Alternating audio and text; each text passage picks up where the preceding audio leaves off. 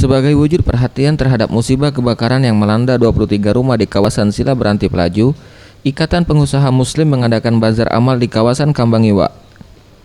Nurmalina, ketua penyelenggara, mengatakan semua dana yang terkumpul nantinya akan disumbangkan seluruhnya untuk korban kebakaran di Sila Beranti dengan target dana yang disumbangkan sebesar 10 juta rupiah.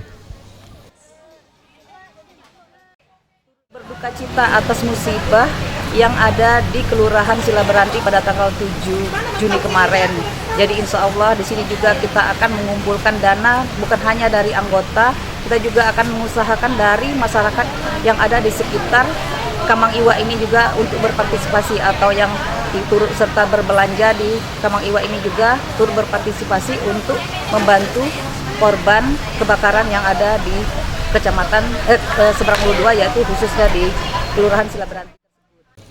Sementara itu, Mariati Pauzi, Ketua IPMI Sumsel, menyambut baik kegiatan ini karena berbarengan dengan bulan puasa yang mewajibkan bersedekah untuk amal ibadah, serta respon masyarakat di sekitar Kambangiwa cukup baik karena banyaknya yang ikut membeli sekaligus bersedekah.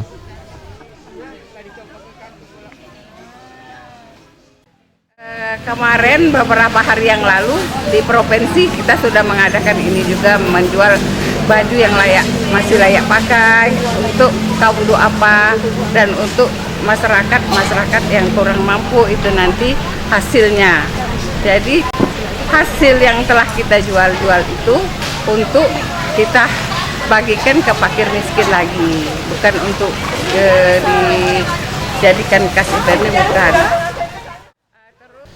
Selain memberikan bantuan ke korban kebakaran di Sila Beranti, pihaknya juga menyantuni anak yatim dan fakir miskin selama bulan puasa ini.